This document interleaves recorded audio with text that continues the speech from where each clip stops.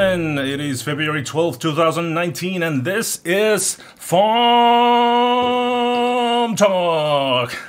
I'm of course Johan, with me as always, my trusty co-host T.C. Elliot. How are you doing, man? I am doing very well as usual, enjoying life, work, FAWM, songs, everything is going well. How are you doing? I'm pretty good. Of course, we also have a very, very special guest today, all the way from South America, CairoBraga. How are you doing? Hi guys, hola, I'm Cairo. I'm doing fine as well. It's hot as hell here in Brazil, specifically. Whoa. Because we are in the summer.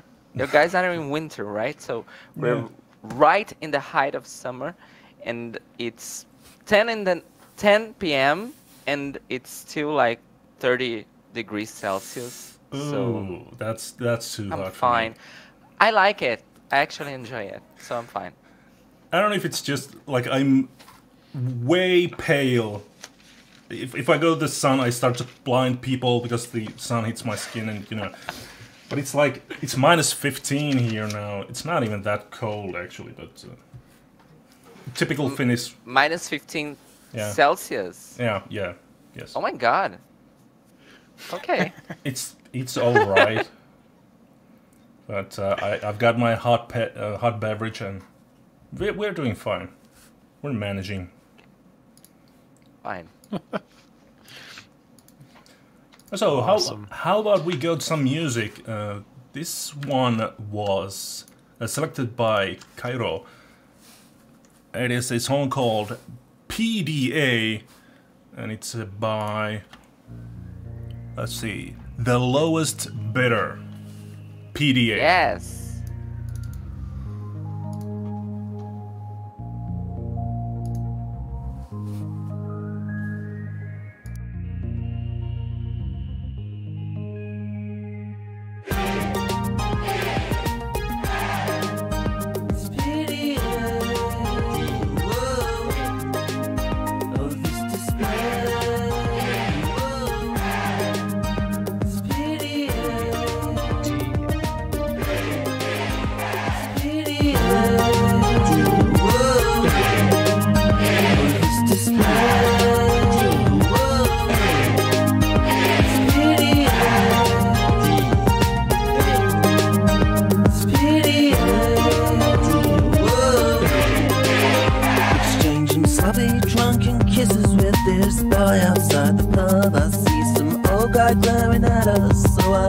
A bit more tune.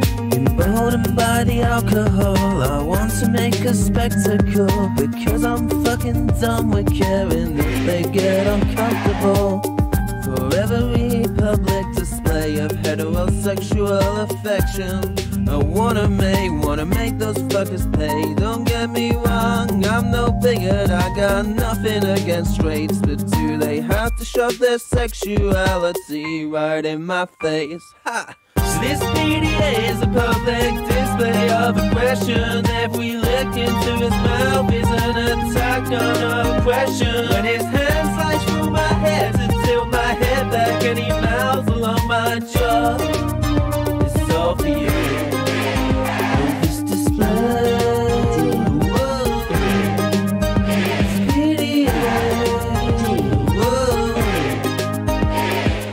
you can keep on staring, or you can look the fuck away.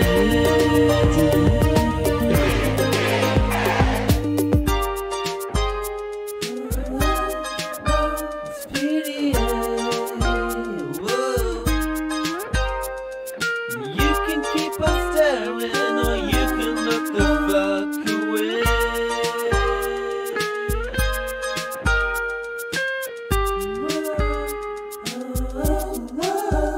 There are places in this town we get the shit kicked out of us for holding hands. There are places in this world we'd be in prison, we'd be tortured, we'd be hanged. If dirty looks are all that you can do.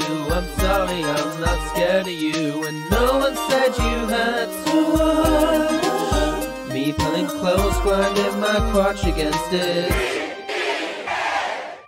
This PDA is a public display of aggression. Every lick into his mouth is an attack on aggression. When his hand slides through my head to tilt my head back, and he mouths along my jaw, it's all for you. With this display, whoa, it's PDA. You can keep on staring, or you can look the fuck away.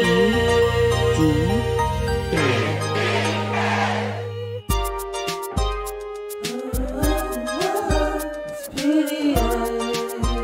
Whoa.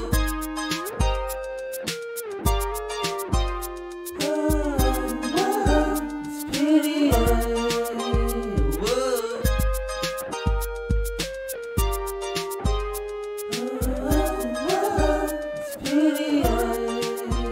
Whoa.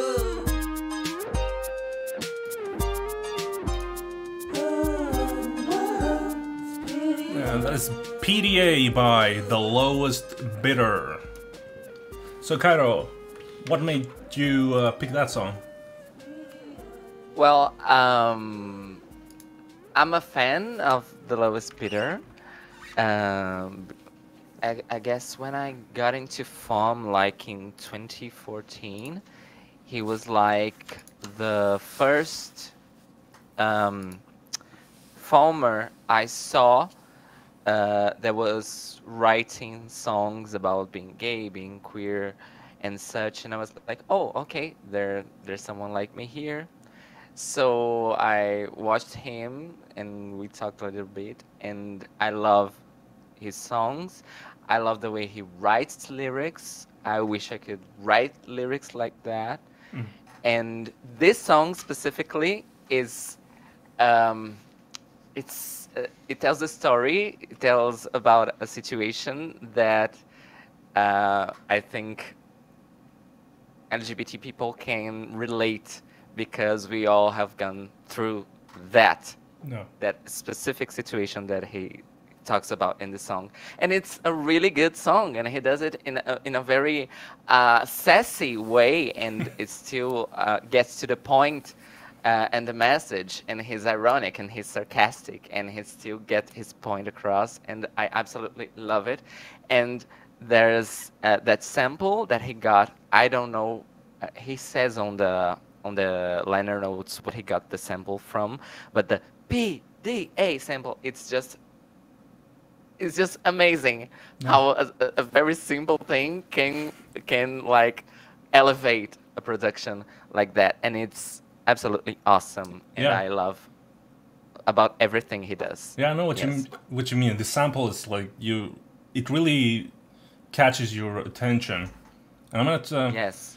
I've been talking about this a lot, so I think all the regulars are already well aware. But I don't really. Typically, I don't pay much attention to lyrics. It's some sort of condition I have.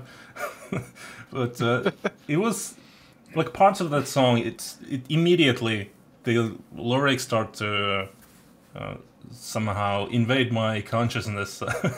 It's very effective, and you're right. I love the upbeat way the message is brought forward, and it's a very catchy song.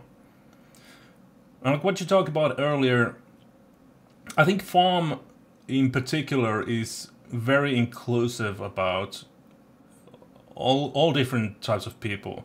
So there have been a lot of forum threads about different groups of people, and they all seem to share the similar type of theme, which is that everybody is welcome on FAWM and everybody can be who they really want to be. So you don't have to try to be somebody you're not. Yes, and back in 2004 when I joined, I started because I joined off season, let's say, because my No. I joined in 2013. Like in April, I found out about FAWM, and my first FAWM per se was in 2014, and I picked that up really quickly by reading the forums that uh, it was a healthy community, Yeah. you know, and uh, I mean, even if I hadn't found another other queer farmers, I would still feel included because people are just friendly and like we share like this big thing in common, which is a love for music and or music making, because there are some farmers who are there to like listen and comment, and I think that's also really amazing. And I think that that being enough to unite like 2,000 people every year, it kind of amazes me, and I was like, wow, this is something else, this is different. And well, the rest is history, and here I am in my 14, 15, 16, 17, 18, 19, sixth form. So Awesome. yeah, that's it. And you talked about how people also feel free to get together in subsections of the FOM experience without segregating, without separating from the whole there is FOM. And I think that's another thing that's amazing, especially considering how internet communities work. They don't work like that, usually. They don't allow for people to be a part of the thing, the big thing, the big umbrella or the tree. Yeah. And then when they start to form subgroups, they kind of disassociate from this central thing. And in FOM, that doesn't happen. People get together because of the mother language, because of where they're from, because of their identities, because of their interest in certain genres of music, but they never stop being a part of FOM, the big thing. Yeah, it's weird because there's on the forum there are groups like the the Finnish songwriters or people from Finland. What that is, it's basically like everybody goes there and it's like, yeah, I'm here. Yeah, I'm also here. It's not really a subsection per se. It's just people announce their attendance. Yeah, I like that thread because it's been a couple of years in a row where it's like somebody comments, "Oh, should we speak in English to include people?" Yeah. And there's always somebody that comments, and I'm paraphrasing, "Nah, screw them. We can do what we want." Yeah. But it's in the best possible way. And I was looking at that thread just the other day. Somebody had posted it, so it kind of popped up, and I kind of read through it again for the second time, and I was like, man, I want to know what these guys are saying, but I purposefully didn't go to Google Translate and try to figure out what was being said. I was like, it doesn't matter. They're being inclusive, even if they're speaking their native language. You know, it's like exactly what we were just talking about is like, it's okay because they're still part. It wasn't like a move to get away. And my personal opinion is if there are Spanish speakers or Finnish speakers or whatever it is, let them, you know, if you have a thread, go for it. That's better. It's more inclusive. It's better to have that in and be a part of the culture than to say, no, we need to stay in English only for other reasons. I think that advances the culture and widens the effect that FAWM has instead of limiting it. So I think that's a great thing. Yeah, I concur with that. I'm sorry. No. Go ahead, please. I think that in that aspect, I think FAWM applies a little motto that some human rights movements have around the world, which is unity in diversity. And I think FAWM, it really applies that. Yeah. Like you have that experience when you participate on FAWM, and I don't know. I'm really happy about that because even in real life, I have very like limited access to groups of people like that, and apart from my group of friends, of course. But it's like when it comes to musicians and making music and artists here, I don't have that. I don't have that a lot. I mean, I can't like, I don't know, get to a concert and then talk to the band after the show, and then like, oh, what if we did this thing where we get together, like, I don't know, once, twice a month, and we make a song like in a day, and people will look me like I was crazy or like I was trying to scam them in some aspect. I don't know, but it's very weird because I only have this kind of, I don't know, access with musicians that were my friends first. You know what I'm saying? And that's why I think when I tell people about FAWM, because I think 2014, 15, and 16, I was like the only active Brazilian on the side, and I started to like pester my friends to like, wow, come see this. This is awesome. Wow. And they're like, I don't know. I don't have time to do like 14 songs in a month or whatever. And I'm like, no, like 60 to 75% of the FAWM experience is the community. And they're like, and when I say that, and when I tell them about like the games, the challenges, the skirmishes, and all those things, then they get into the idea. And I'm like, no, the 14 songs in 28 days is like a premise. It's like an excuse for us to go there and do our crazy stuff, you know? Yeah. Yeah, I agree. And one of the things you said, you brought up that unity through diversity. The thing that I love about that idea in FAWM is it wasn't somebody that's coding it and saying this is the way it's going to be.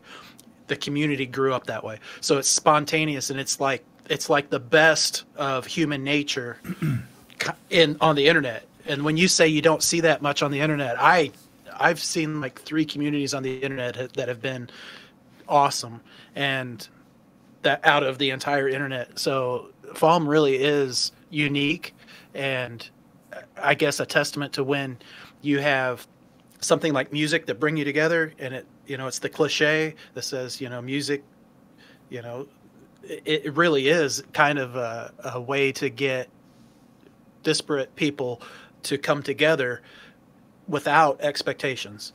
And so to me, that's a big lesson, and it's like, why can't this happen more places? Yeah, I think to the community's credit, like I've been here since 2011. I probably wouldn't have been attending so frequently or for so long if the community was worse.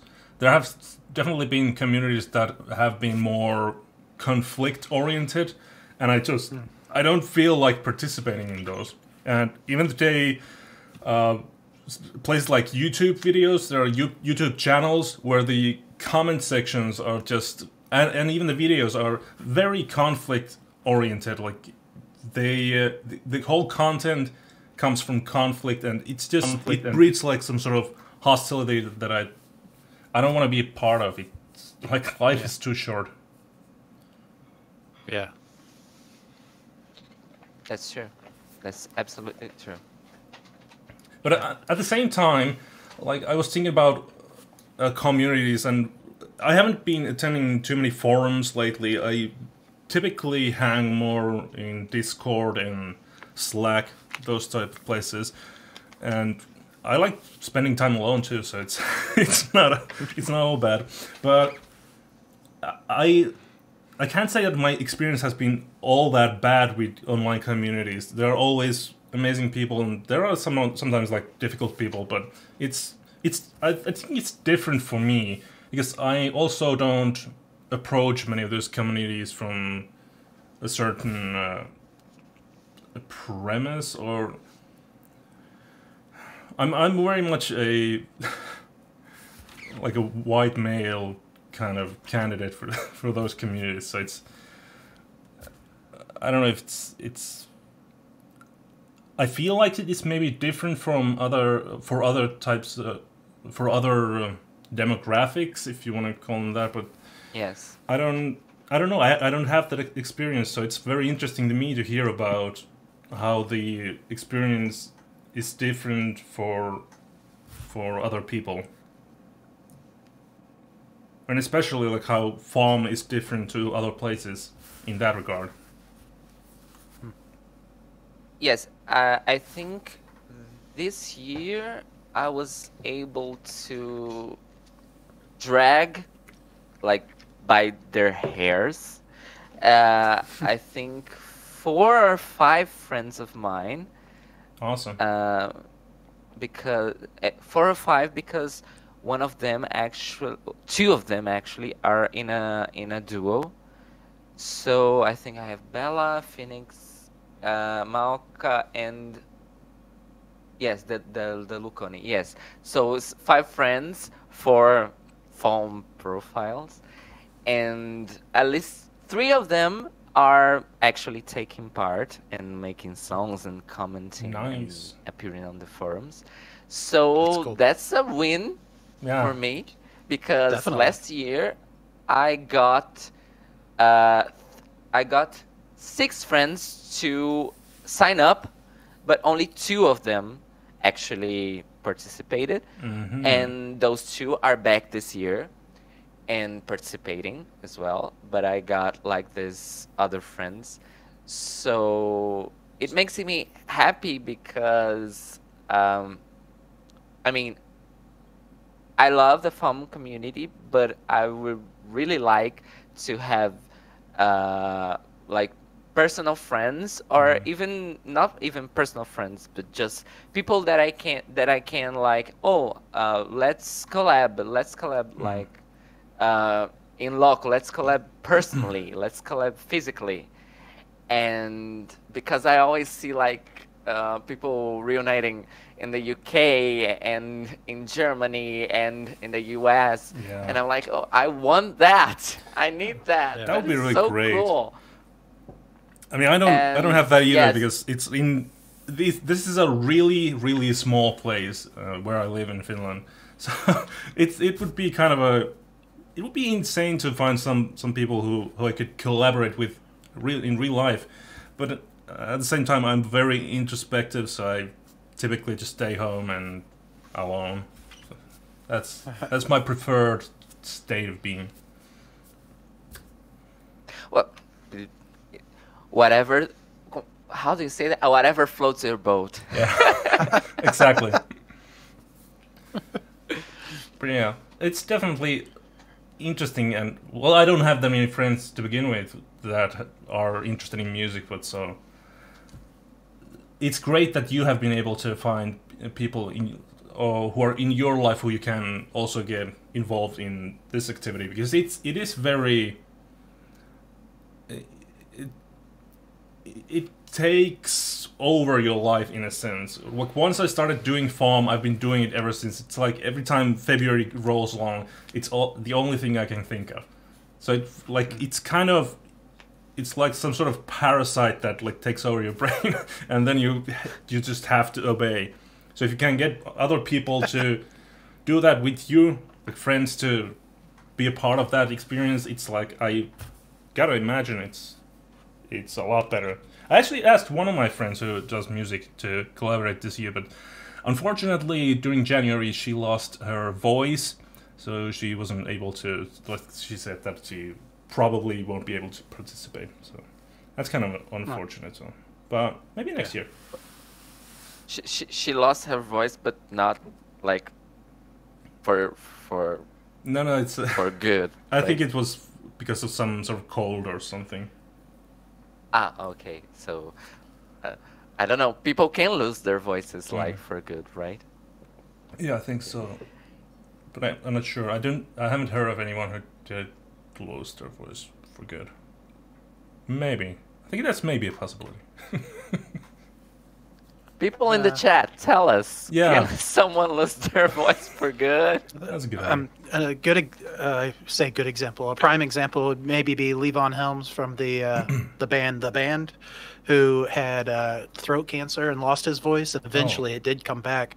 But so he who had surgery ended up getting his voice back, but it was really sporadic. So sometimes he'd be playing a show and it'd be good for 2 hours, and sometimes he'd get halfway through a show and his voice would be gone, and it wasn't like stress. Like, you know, for most of us, the more we sing, okay, it's starting to get a little weak, I need to take it easy or strengthen it, or I can kind of anticipate that this might be a rough time and I have to do something to take care of it. And for him, it very much was just hit and miss. He could rest it for 2 weeks and have the problem, or use it every day and then all of a sudden have a great day. So it's a I've read of a few other musicians who have permanently had voice issues. So it's not maybe a completely lost, but it's changed. So where they can't sing the way they used to, and they've had to do something different. It's either rough or not as pure. And then, of course, most people do lose. If you have a wide range, especially, the older you get, the tighter your vocal cords get, and your range will diminish. So I can definitely see how there would be people who would have that to a greater effect than others. But yeah. That's interesting. It's also interesting, like, of course you hear more about musicians who lose their hearing. My dad, who has been playing drums for since he was a little kid, he never wears any ear protection, and he's been playing for years and years and years. And when he turned 50, I think, he went to test his hearing, and the nurse said that just got perfect hearing. Nothing, like, better than anyone else around there. So I don't know, he says it's because he anticipates sounds. So when he hits like a cymbal or something, he anticipates how it's gonna sound like, and he thinks that has some sort of association with that. So maybe the ears can sort of prepare for the sound if the brain is ready to receive that. So I don't know, maybe. Yeah. And he grew up in a time when earbuds weren't a thing. You know, you'd have headphones like this, or open back headphones, so it wasn't all aimed in. And honestly, I mean, you just, like, even in the 80s when I was listening to a lot of music, headphones were a thing, but it wasn't. Most of the time it was boom boxes and stereos and a home and a community listening experience to a greater effect, where now it's more an individual. So, you know, I've got music on my phone that I've put on just yesterday so I can listen to new music. When I'm listening on FAWM, most of the time it's through stereo speakers, so I have it through my system. But sometimes it's on the phone, and it's wireless earbuds, and that concentrated music, even if it's not loud, I always keep it pretty low, but that's still way more focused energy on our ears. I think it's simply amazing that you can have a drummer of that many years, you know, if they've been around for going on 40 years drumming, and they have little to no recognizable hearing loss. And I'm, you know, for the last 10 years, I've had tinnitus and ringing in the ears and issues. And it's scary enough that now if I were to get a band back together and play live, then I actually just got some earplugs recommended on the FAWM site. I think Scott Lake, I could be wrong, but somebody recommended them, and they're actually pretty good. They, instead of muffling the sound, they just lower it, but you can still hear it. It's fairly clear. and they were fairly inexpensive. They were $20 or $30 US, and I love them. I'll probably, if they work as well out at shows and stuff, I'll probably get some more, because there's no reason not to have them around loud environments. If you can hear, that's one of the things with like the last band, the last two bands, I used one earplug. So I was typically on the right side of the stage. So the bass and the drums were to my left. The lead singer and the rhythm guitar player was on the left of me, right in the middle. So I put the earplug in the left side so that all of the other instruments were blocked out, but I still had the right ear open so I could hear the tone of the guitar and everything. And I do think that has made a difference. I can tell a difference between right and left. And it's not necessarily better or worse. I actually think I hear better on the right side, but it's a difference. It's very interesting, at least, like how somebody can retain their hearing. And even today, like when we play together, I plug in my guitar and like whomp, all the way to 11, and he never wears any ear protection. I put in my earplugs, and I'm happy with that. I don't think I have too many hearing problems, so it's luckily, hopefully, never won't. But it's definitely an interesting thing. I was gonna say something else about that. Well, I don't have band experience, but I've been editing sound for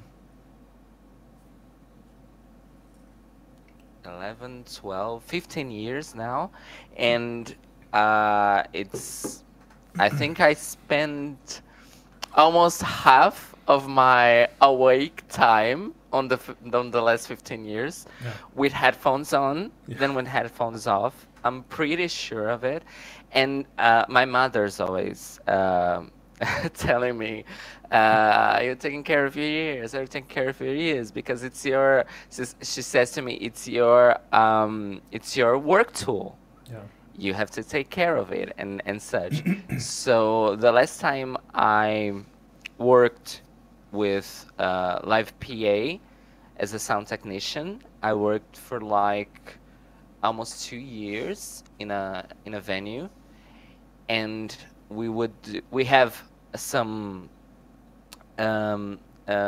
labor laws here in Brazil that demands that certain jobs you have to keep like to keep checking medically, like when you work with in a loud environment, or when you work with sound, or when you work in front of a screen every day. So like every 6 to 8 months, depending on your work, on how much hours you spend at work, you have to go to a specialized labor doctor to get your eyes checked, your ears checked. And even after 2 years of working with live PA and editing sound at home with headphones, and I have to plead guilty to listening to loud music like almost all the time.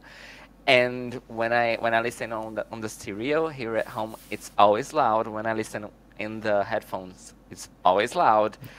I surprisingly haven't lost a lot of my hearing by now. When I went to the booth where we have the examination, the test, I was pretty good. I was pretty well, even on the high frequencies, which is like naturally are the ones that you lose first, right? As you get older, the higher frequencies they get a little dimmed down, and I was really fine, and I was happy about it. And my mother was like, "Yeah, well, yes, okay, you take care of your ears, but don't think you have the golden ears, honey. You're gonna lose that hearing one day." Maybe. And thanks to her, I have a deadly fear of losing my hearing. Thanks, Mom. Well, love you. You can't fear things like that. It just ruins your life. Gotta live life to the fullest, yeah. No, I I mean, I'm kidding, but I really have a fear of losing my hearing. Well, it's of course it's a terrifying thing. It's something that you've always lived with, and if you lose it, then it's a huge change. And I remember when I wanted to say, like, my dad actually he's been playing with one of his close friends for a very long time, like since he was a teenager, probably, this guitarist. And they played like jazz music and whatever together, but the guitarist, he has lost his hearing almost completely. He's like conducting some choir practices and this sort of stuff, and he's contemplating quitting that job because he just can't hear worth anything. So the other ear is probably like completely gone, and the other one is doing kind of alright. But yeah, it's kind of scary. Like, Yeah. I don't know what I would do if I couldn't listen to music. On the other hand, I'm very easily annoyed by sounds that I don't like, so bonus bonus points. Anyway. Pros and cons. Yeah. How about we go to some more music? We got a very, let's say, interesting piece here by one of the longtime farmers called Rahkoi, and this one is interesting name. It's the 1547th Horseman of the Apocalypse. So let's give that a try, huh? I'm the 1547th horseman of the apocalypse, and you will rue the day that I ride through your town. I'm the best staring mole at the side of your elbow. I'm the rash on your backside that's just grown really big.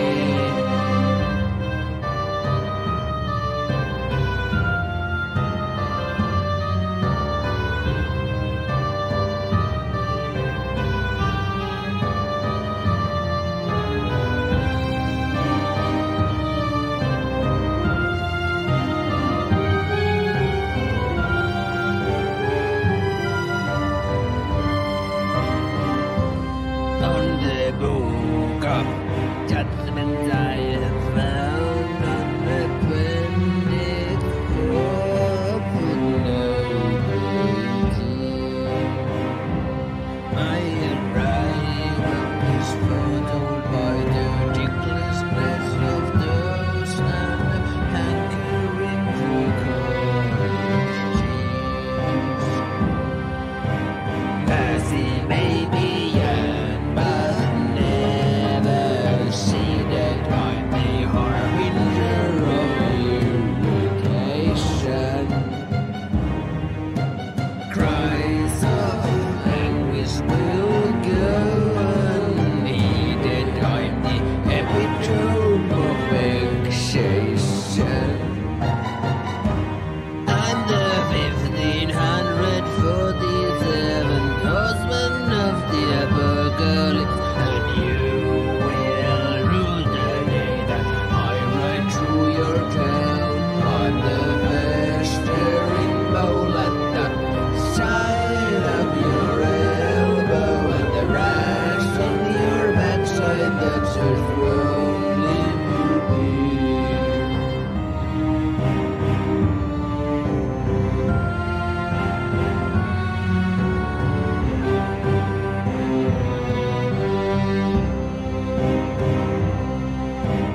Behold, behold, behold, and be an for I am Melbourne the Bellingham.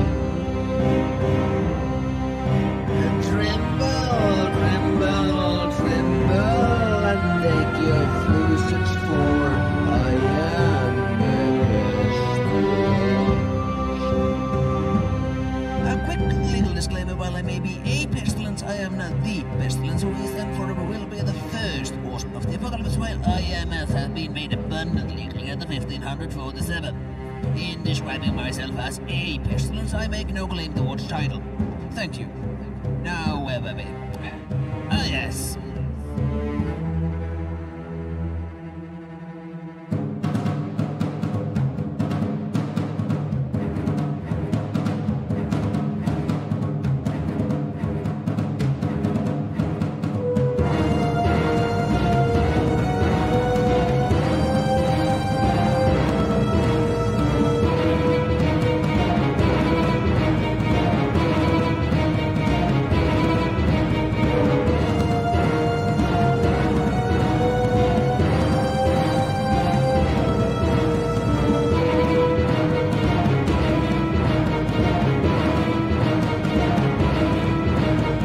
Symptoms 1 and 2, nose will run and urine's colored blue. Symptoms 3 and 4, snotting spree and navel fluff galore.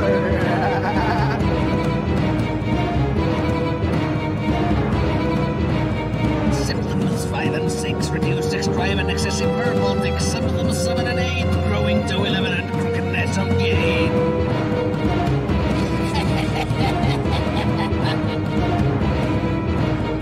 Symptoms 9 and 10, the blood turns to white and urine's blue again. Symptoms 11 and 12, denied access to heaven and books full of themselves.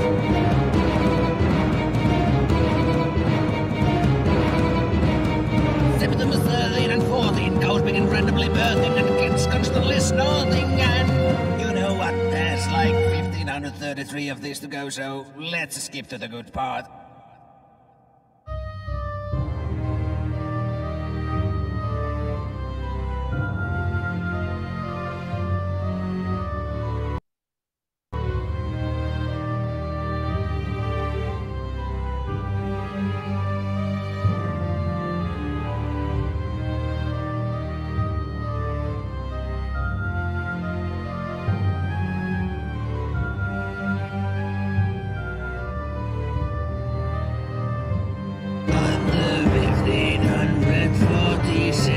Horsemen of the apocalypse, and you will rule the day that I ride through your town. On the mystery pole at the side of your elbow, and the rash on your backside, that's as well leave you be. The 1547th Horsemen of the Apocalypse by Rahkoi. A fairly interesting I'm song. gobsmacked. He is a character, or as people describe him, a mad scientist. The liner notes this song say that he wanted to make some songs about, or character themes for some role-playing characters he's been playing recently. So, like, you can make songs about pretty much everything. Let Yes. your life inspire you. I couldn't understand the lyrics, Mm. but I was like getting into it sonically, and I got that he's acting, because he was acting with his voice and such. And at first I was like, wow, this is like a song straight from one of those comedy RPGs that people would do in RPG Maker, like in the early 2000s. They were completely absurd, and they would have this kind of music. And after some time passed on the song, and it changed like to a second part or movement, I'm like, no, this is not this is not simple. This is not simple at all. I was very impressed, and I'm definitely gonna listen to it, reading the lyrics, and I'm definitely gonna comment on it, because I'm jealous, actually. That was amazing. It's fairly amazing. It's weird. I love weird shit. Oh, I love weird stuff. We actually did a collaboration with Rahkoi one year, 5090. We did a 18-minute progressive piece about Lucifer. It was an experience, for sure. Well, listening to this song was an experience in itself. I mean, that's all his music. he does the weirdest and greatest and funniest stuff you ever heard. Yeah. Yeah. He's always had that unique spin on things, that cool take. And I can't remember if it was FAWM or 5090, but several years ago he did a like 7-part Goblin suite of songs about a raid, and talk about acting. I mean, it was awesome. I was so disappointed that it didn't go on for another 20 songs after that. It was absolutely wonderful and hilarious, and the sound, music was good. I mean, just everything about it. It's like, I can't believe more people didn't listen to that and think it was awesome. It was just very good. I hope we can be a guest here at some point. Hopefully, I would very much like that. We're gonna have to ask around, see how the time or the schedule suits him, because it is really, it's like 2:47 here a.m. here in Finland. So he's also Finnish.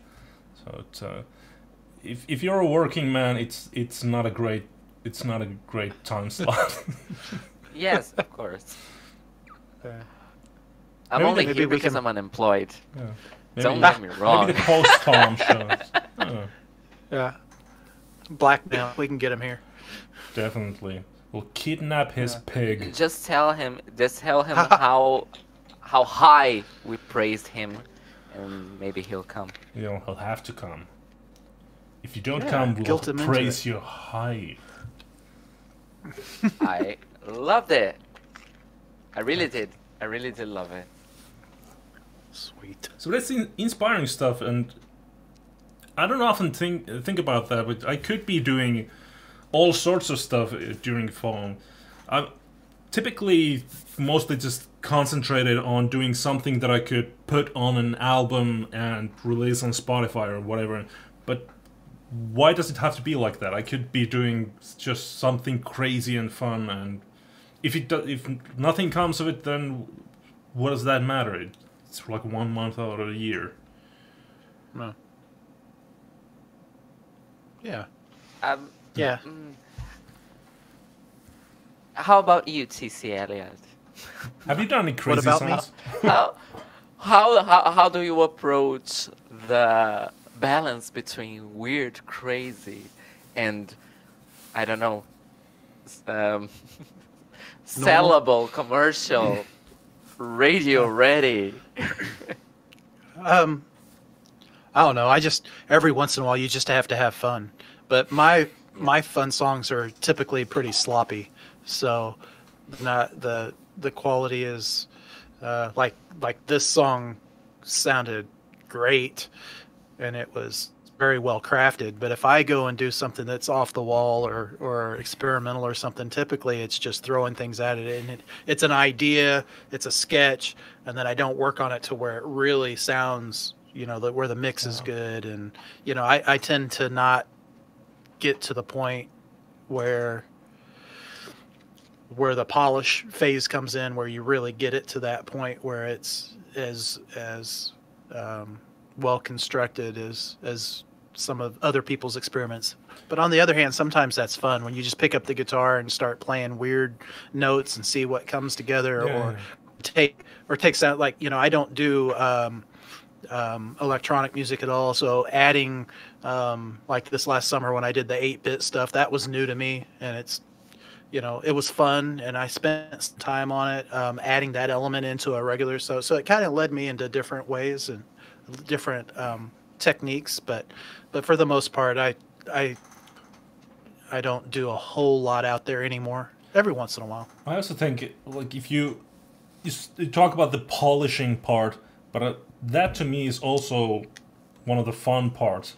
So when you do something crazy, when you start to polish it, typically you have to polish it in a way that it makes it sound like you get like a very specific radio sound.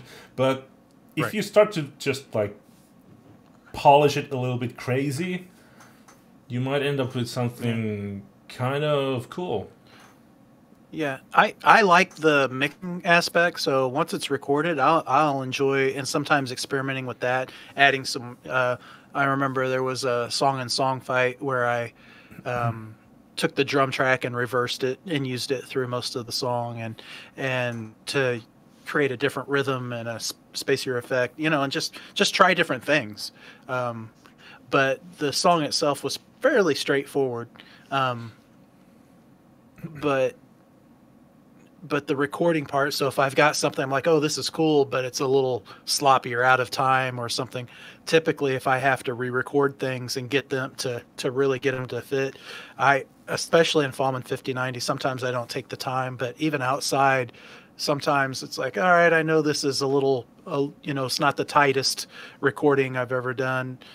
If I don't take the time to edit it and get it in, I tend to let those more experimental things, or the things I'm trying, remain in a, there'll be some flaws in it that I maybe wouldn't leave in a more straightforward song. No. Oh, that's all right. Other people say flaws. Can I? Yeah. Yes, we have. I went to film school, and we had a joke for when things went wrong and couldn't be like fixed, and we would say, just say it's your aesthetic. Blame it on the aesthetic. Yeah, it's like. But can I ask you both a question? Please. Since you are more trained and more experienced musicians than myself, TC was talking about. Yes, you were. TC was. Guys, I am totally untrained. I started studying an instrument last month for the first time in my whole life, and I've been experimenting with electronic music since I was 12. And what I noticed from what? I guess some people just advance faster. So. I'm in a point where I'm very insecure about my abilities in music. But no, there's no reason. I know I shouldn't, but No, okay. It's a process. But what I wanted to ask you is, TC was talking about having fun and experimenting things just because you want to do something that you hadn't done before. It can be a tiny little new thing. It can be a big new thing. But what I've noticed from listening to things that you did like 10, 12, 13 years ago is that I would be much more experimental. I want to say creative, but that's not really fair, because I literally didn't know what I was doing. I was like pushing buttons and, wow, this sounds like this. I like it, so I'm going to push that button that way again so I can get that sound again.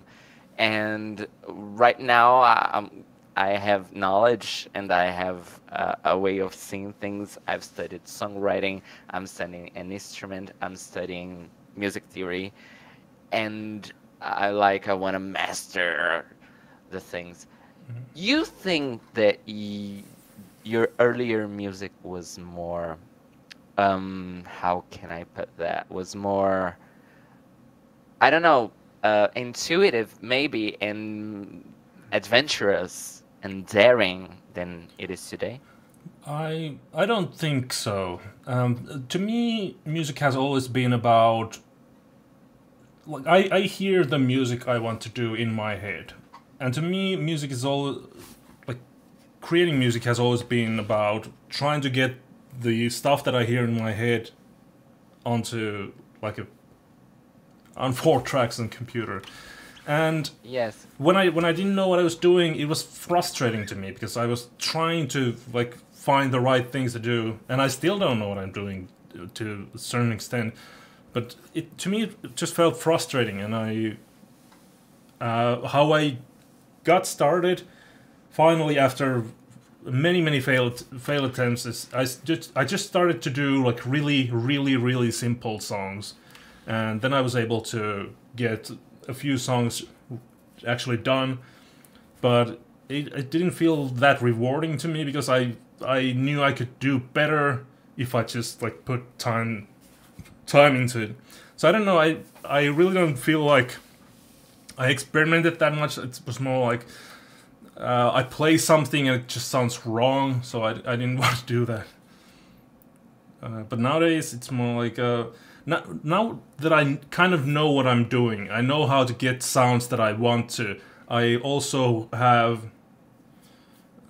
a lot more ease in breaking the rules and going outside and like figuring out, okay, this sounds kind of weird. I can utilize it in this way. So kind of like jazz musicians say that if you play something wrong, just repeat it and it becomes like a pattern. Right. So people think you actually meant to play that. Oh, that's something I'm definitely gonna use from now on. Excellent. What about you, TC? I got a little J.C. Penney acoustic guitar, like out of the catalog, ordered when I was like 12 years old. And my mother got me 3 guitar lessons. So I learned how to tune the guitar, basically, and like 3 chords. And then my guitar teacher moved away.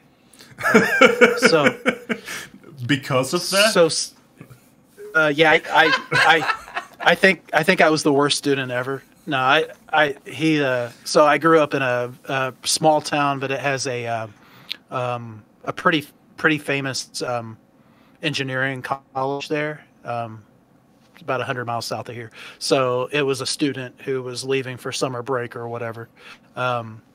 So I knew 4 chords.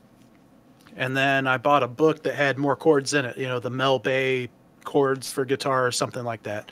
And so from that point on, I remember sitting in my basement with the guitar and playing those 4 chords, just trying to switch from one chord to another. I remember learning that. And then I was like, this is boring. So I just tried to put them in different combinations, and I came up with this little thing. And then when I'd learn a new chord, I'd add it. So it wasn't really writing a song, but it was a chord progression. Like put it in a different order, the 4 chords that I knew that weren't in the same key, and try to make something, in a strum pattern that made it different from the last one.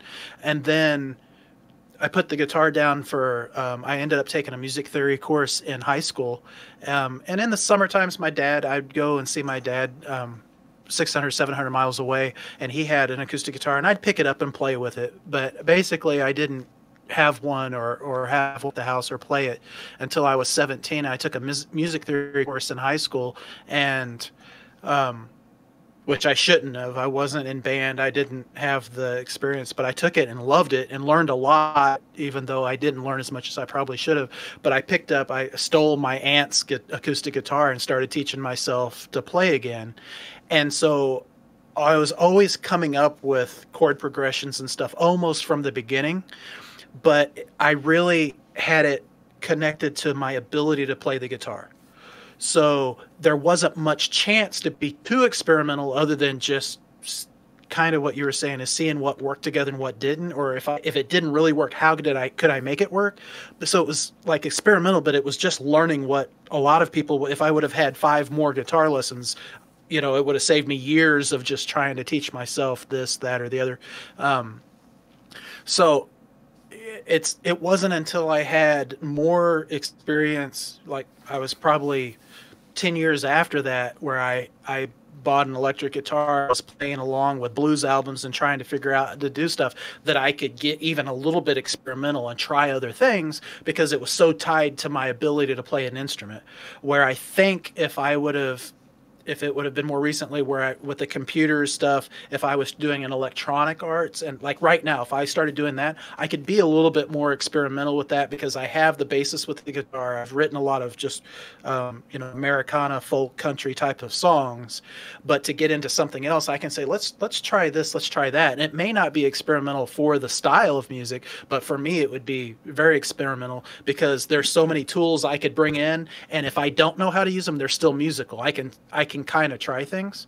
So I think that I think it would be good to go into a piece of music and say, okay, I'm going to try and be that naive person that like you were talking about, Cairo was talking about earlier, be that naive person that doesn't know anything. Like I'm going to have that from, I don't know what's going on. I'm not going to use my stock go-to chord progression, the key I go to. Maybe I'll use something that Metalfoot showed me last year was a partial capo that you put on the second fret, and it gives you a different sound or a different tuning. So you're forcing yourself, kind of one of these limitations we talked about yesterday. You're forcing yourself to be a novice. Like I've never used an open tuning on my guitar, so other than drop D. So let me do that and figure something out, and then let's make it be a little dissonant. Let's make it feel a little less normal and experiment that way. But I definitely don't think that I was more experimental in the results in my songwriting and what I ended up coming with earlier. It's definitely an ability that I've grown into. What about you, Cairo? Do you feel like you're missing some sort of early experimentation vibe you had going on? Yes, I think I kind of because of I went to film school, but in film school I specialized in sound, and I used to be the composer of short films, and I think those experiences, they kind of put me in a mindset where I kind of I don't know, I demand of myself to not be simplistic. And I don't know, I really don't know how I got into the mindset, but I'm trying to get rid of it because at that time I didn't write lyrics, and I started writing lyrics in college because my graduation film, we wrote an original song. So I wrote the lyrics. One of my colleagues, one of my friends, did the basis arrangement, and then I built an arrangement from the chords that he gave me, and I loved the result of that. So like I thought, oh my God, that's what I want to do. I want to be a producer, singer, songwriter. Yeah, that's really that's nice. what I want to do. And I'm like in that thing that every musician tells you not to do, which is listen to your peers and say, oh my God, I'm not able to write like him, to write like her, to produce like her. And it's kind of bad because I love hearing and listening to amazing music, to music that amazes me, Wow. to music that sweeps me off my feet. At the same time, I'm like, I want to do that. Yeah. I want to do that. That's kind of what inspires me too. Like listening to something amazing. That's kind of what inspires me too. So if I hear something really great, I'm like, I want to do that too. Or I'm gonna see if I can do something similar. Yes, I feel the same, but due to the fact that I'm almost 30 and I still don't have a proper musical education, it makes me feel like I'm unable to. Like what you were talking about, the sounds you hear inside your head, and what you do is trying to make them come from outside your head. And I can do that because I've started with electronic music and I learned about sound synthesis at a very early age, but I get that sound. And when it comes to music itself, with a lot of quotation marks, I feel like I hit a wall because I don't know how to do it. And I am not trusting my intuition these days, although the second song I posted on FAWM was a little of a let go moment, and I enjoy that, so I'm trying to focus on that. But last year I had a little bit of a revelation because my favorite music I listened last year was from a duo from Catalonia called Maria Arnal y Marcel Bages, and they're like a duo of a singer, a vocalist, and a guitarist, which sometimes uses some electronics, analog electronics. And most of their songs is like her singing and him playing the guitar.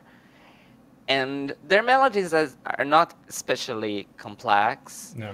and their arrangements are not especially complex. Their sound is very clean.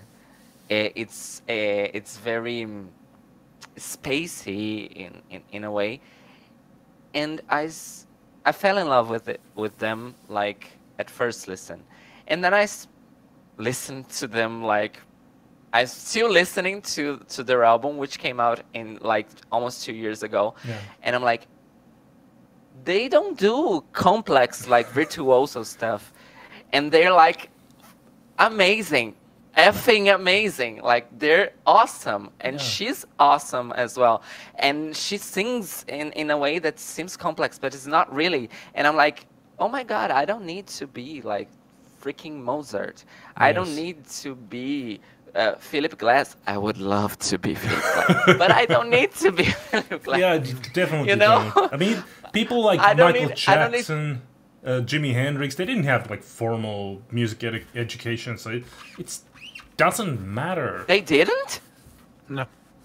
I'm really surprised they didn't. Neither one. Just do Like, like what Jimi they Hendrix hear in their didn't? head. No. Oh. I mean, he had perfect pitch, but Okay. when that only gets you so far. Yeah. Right. Okay. No. Yeah. Yeah. Jimmy Okay. begged for an acoustic guitar and then begged for an electric guitar and started a band. Instead of going to school, he started playing in bands in Seattle and then joined the Air Force and met Buddy Cox, and that led into touring with backing up some other pretty famous musicians on the Southern Circuit, which led to him being basically homeless in New York, which led to him being a rock star. So it was literally a self-taught, listen to records, try to make that sound again. So, yeah, completely definitely. unschooled. Like you said, you don't need to, if you want to write pop songs, if you want to write rock songs, you don't need to be some sort of songwriting virtuoso, because typically what people respond to are the simple songs.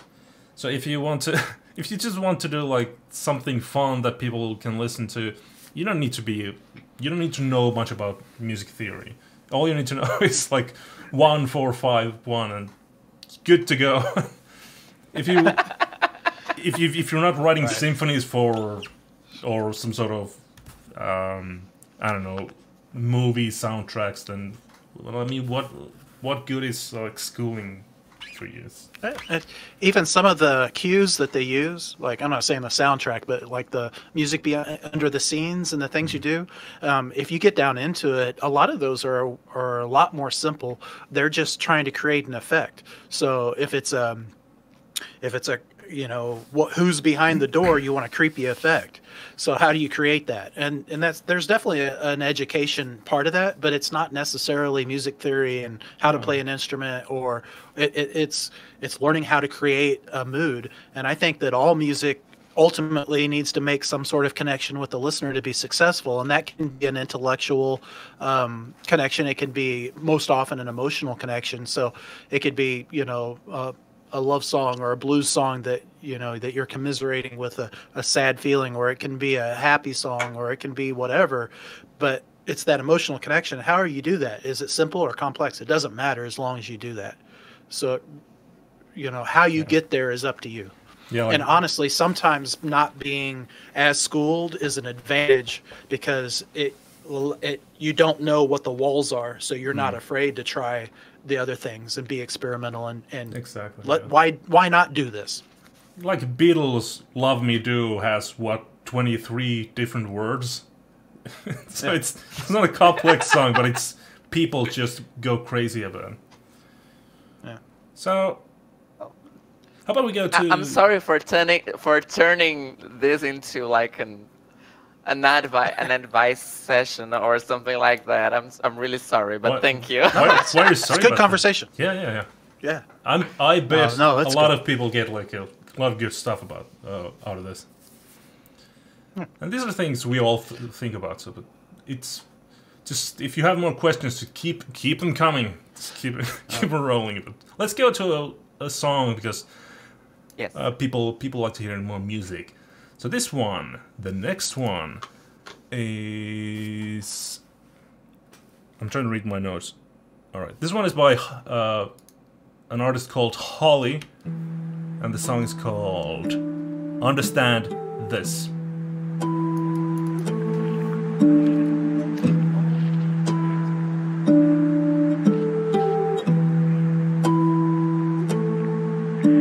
Don't let them tell you you're too young for this midlife crisis.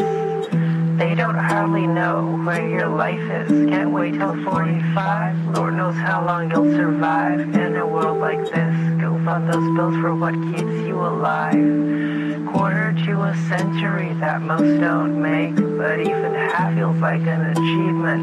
Make no mistake, when I see those from across the line, I'm odd, but my second take, how long till you're taken? They'll laugh and say, kid, you're still young, and in a sense they're right. You've only just begun to feel it. The aches, time won't heal this, but at least we're still having fun.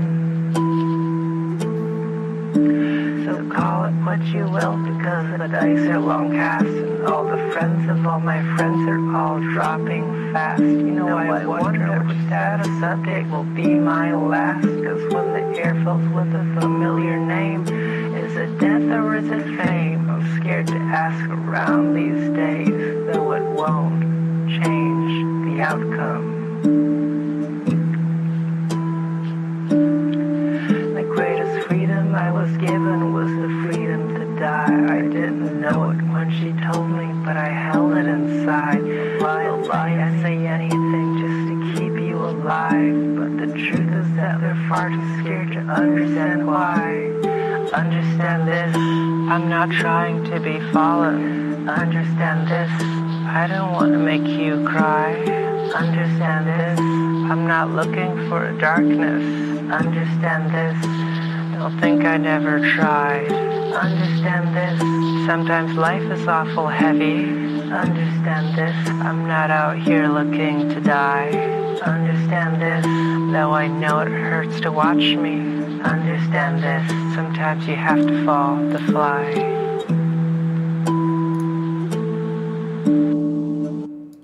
Understand This by Holly. Oh, I actually listened to this song earlier. It's by Holly, which I don't know the names of farmers. I know by their handle. Yeah. It's at Ren with the 3, and she's awesome. You know. And then again, I'm thinking, oh my God, I want to write like that. But she's awesome. This song is really, really good. Yeah, it's weird that. And I have a thing for like spoken word and rap and poetry, and I think there's a lot to be. How can I say this? I think there's a lot to be built by the dynamic you can have by words that are being spoken and not sung, and the rhythm of the music that it's on the background. Yeah. And I love it. I love it. Thank you, Holly. It was really great sounding. It's sort of ghastly atmosphere, getting that guitar. I don't know if those were like harmonics that was playing, but very great sound. And the vocals, like double how do you say, double recorded vocals on each speaker. That is just really great, and how you bring it home with that with the hook at the end. You get the repeat, like the I'm all lost for words though today. Like the call and response, like you get one from the sides and one from the mid. It is just really inventive. I kind of love that.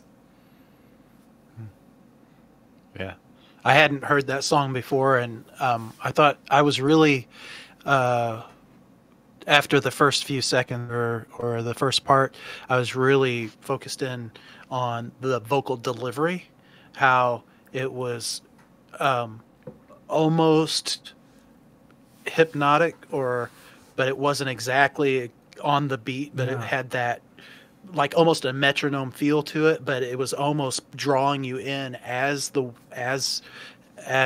song progressed. And I really found that like when I first noticed it, I was like, okay, I noticed the timing, and it almost brought me out of the song. And then the longer the song went on, the more I liked it and the more it drew me in. Yeah. So I thought it was an interesting, or at least it caught my attention that it really focused in on the lyrics so that I could pay attention to the performance and what was being said. Yeah, it's really cool how the vocals have like the sort of walkie-talkie effect on them. Yeah. Yes. I think that for me, it kind of like ended up in sounding like she was not whispering in my ear, but talking to me like almost as if she was looking right inside my eyes and telling me those things, you know? It was weird. It was almost like some sort of message coming from space. It seemed an intimate conversation, even though it's a song that can use it. So, I got that too. A lot of really interesting things in that one. Thank you, Holly. Awesome. So, we're gonna have a little bit of a pause from FAWMtalk because the next show is gonna be on Saturday, and we're also gonna have a very special guest on Saturday. And on that note, I want to thank Cairo. Thank you very much for being our guest today. It was so much fun talking to you. Definitely. Yeah. Thank you for having me, guys. It's I've been doing podcasts for like 4 or 5 years, but it's my first time talking in. I think participating in a podcast in English, other than Portuguese, and live. So it was like, I think I deserved 2 achievement badges, not just 1. So thank you for having me. And I absolutely love it. I love the conversation, love talking to you guys. I hope the people that are watching / listening to this liked it as much as I did. And anytime, I love to talk. I love to talk. That's pretty much it. I love to talk. If you love to talk, you gotta come to FAWMtalk. That's my motto. I love to talk. Yeah. Invite me to talk. I'm there. Awesome. So for our last song, thank you very much. Yeah, for our last song, thank you. We have a song called "Last Order" and it's a collaboration by James Young and Benjamin J. Spencer, probably better known as Avid Fanman and Swine Flu, who we had as a guest here earlier. Yep. Can I ask something? After this song, it's gonna end, or we're gonna come back? It's gonna end. It's gonna end. So can I say something? Please. Before we go? I like to send a lot of my love to French cricket, otherwise known as Anya, because she's a very important queer performer, and she has been inspiring me a lot this year. So thank you, Anya, and thank you, everyone, and thank you, guys, and obrigada, which is thank you in Portuguese. Obrigada. Yeah.